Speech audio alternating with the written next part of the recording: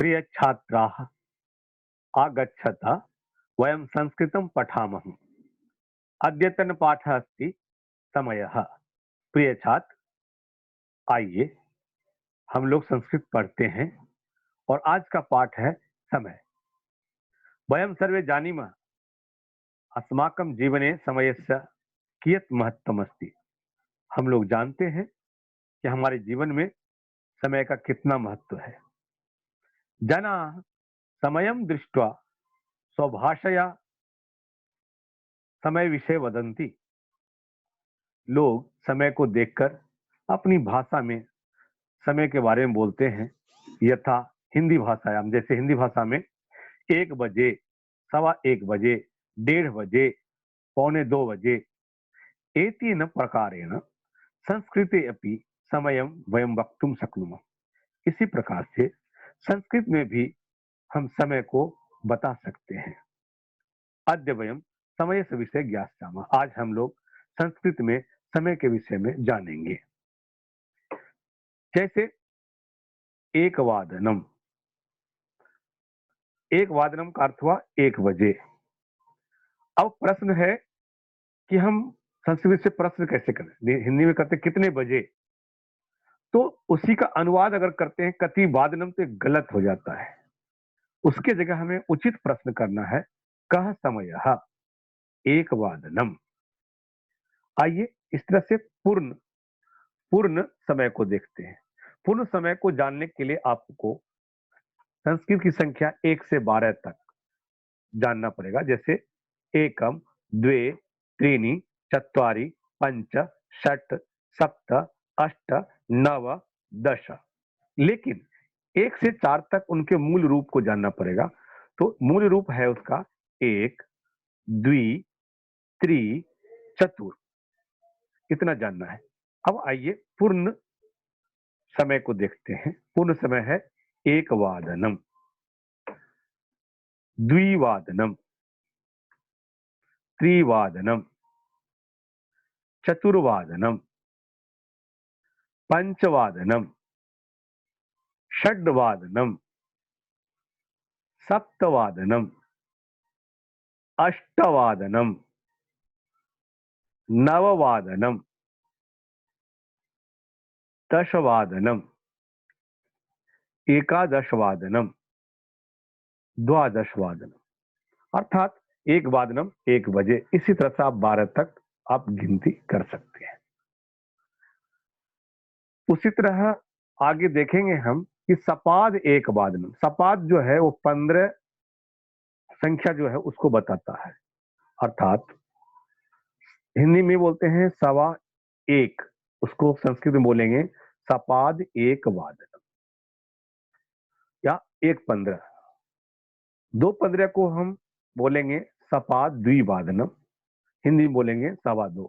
इसी तरह सपाद त्रिवादनम, सपाद चतुर्वादनम, सपाद पंचवादनम, सपाद षटवादनम, सपाद सप्तवादनम, सपाद अष्टवादनम, सपाद नववादनम, सपाद दशवादनम, सपाद एकादशवादनम, सपाद द्वादशवादनम। इस तरह से हम देखें। अब इसका सामने आपके घड़ी दिखाई दे रहा है, उदाहरण देखें। सपाद एक वादनम, जिसमें छोटी सुई 1 पर और बड़ी सुई 3 पे। 3 जो है 15 का द्योतक है, अर्थात सवा को बताता है, और एक को बताता है, इसलिए सपाद एक वादनम। उसी तरह सपाद नववादन में भी दिखाया जा रहा है। आइए अब देखते हैं सार्ध एक वादनम, 1:30 बजे। हिंदी में बोलते हैं 1:30 बजे। 1:30 को अर्थात 1:30 को हम संस्कृत में बोलेंगे तो सार्ध एक वादनम, और 2:30 बजे को बोलेंगे सार्ध द्विवादनम, 2:30। इसी तरह हम आगे की समय को देखेंगे। सार्ध त्रिवादनम, सार्ध चतुर्वादनम, सार्ध पंचवादनम, सार्ध षटवादनम, सार्ध सप्तवादनम, सार्ध अष्टवादनम, सार्ध नववादनम, सार्ध दशवादनम, सार्ध एकादशवादनम, सार्ध द्वादशवादनम। इसका उदाहरण देखेंगे। घड़ी में 1:30 सार्ध एकवादनम, जिसमें घड़ी की बड़ी सुई 6 पे है और छोटी सुई 1 और 2 के बीच में है। तो 6 जो है वो 30 मिनट को 5-5 मिनट के अंतराल को बना करके ये 30 मिनट को दर्शाता है। तो ये हुआ 1:30 बजे। सार्ध एक वादन का मतलब 1:30 बजे। इसी तरह 9:30 में आप देखेंगे सार्ध नववादनम। आइए अब पादोन एक वादनम, पौने एक, आप उसको क्या बोलते हैं? 12:45 अर्थात पौने 2 या पौने 1, पौने 3, इस तरह से बात करते हैं। यहाँ पर है पादोन एक वादनम का अर्थ हुआ 12:45 अर्थात पौने 1। इसको हम बोलेंगे संस्कृत में पादोन एक वादनम, पादोन द्विवादनम अर्थात 1:45।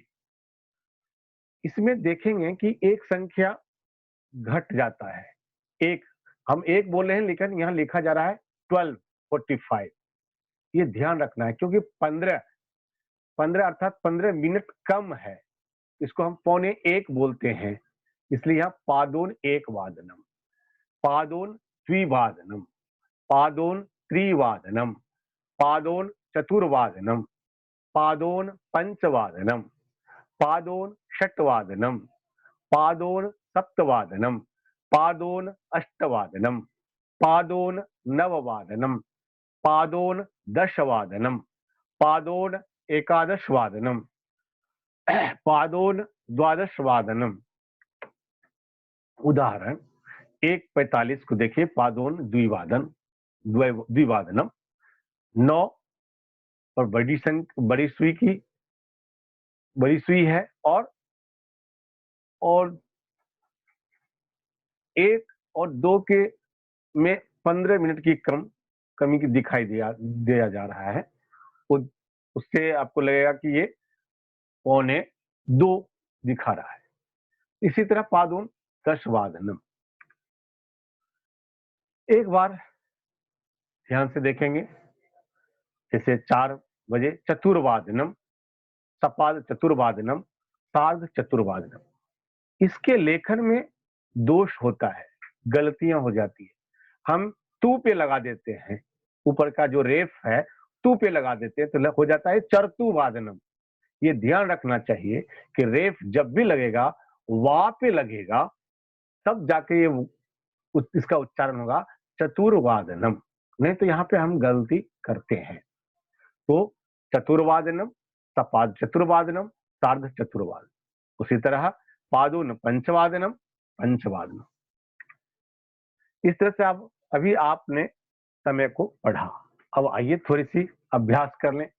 आपको इस प्रकार के भी प्रश्न आ सकते हैं, खास करके षष्ठी सप्तमी कक्षा में इस प्रकार के भी प्रश्न पूछे जाते हैं। अधोलिखित समयम पठित्वा समुचितम मेलनम कुरुता। जैसे 8 बजे है तो आपको मिलाना पड़ेगा यहाँ पे अष्टवादनम। 9:30 है, आपको मिलाना पड़ेगा सार्ध नववादनम। 11:30 है, सार्ध एकादश वादनम। 1 है तो 1 वादनम। 2:15 है तो सपाद द्विवादनम। एक इस प्रकार के भी प्रश्न आते हैं। ये नवमी 10वीं में भी, अगर नवमी में समय नहीं है तो 10वीं में समय है। ये सभी के लिए बताया जा रहा है। इसमें देखिए हमें ध्यान रखना है कि सूर्योदय प्रातः काले डैश वादने भवती लिखा हुआ है, तो डैश जहां लिखा हुआ है वहां ब्रैकेट में लिखा हुआ है 6 बजे। तो वादने तो लिखा हुआ ही है, इसमें हमें केवल लिखना है षड वादने, बस षड लिखना है उत्तर में। अहम सायं चतुर वादने, इसमें नहीं लिखा हुआ वादने, इसलिए लिखना पड़ेगा चतुर्वादने क्रीडामी। चतुर्वादने का मतलब ही 4 बजे होता है। जब आप सेंटेंस में लिखते हैं तो आपको वादने लिखना है, वादनम नहीं लिखना है। रमा सप्तवादने पठति, गोविंदः त्रिवादने गृह कार्यम करोति, अर्जुनः रात्रि काले सार्ध नववादने शयनम करोति। इस तरह से अब रिक्त स्थाने उचितम समयम पूरयत, इसको आप देख सकते हैं। दिव्यांशः प्रातः अष्टवादने योगम करोति, रमेशः सायं सार्ध चतुर्वादने भ्रमणाय गच्छति, रमा प्रातः सपाद सप्तवादने प्रातराशम करोति, चंद्रशेखरः सार्ध षड्वादने व्यायामं करोति, कमलेशः रात्रो पादोन नववादने पुस्तकम पठति। इसमें एक छोटी सी लेखन का दोष है, रिक्त स्थाने लिखा गया, ये होगा रिक्त स्थाने। इस तरह से आपने समय को पढ़ा और समय का अभ्यास भी देखा।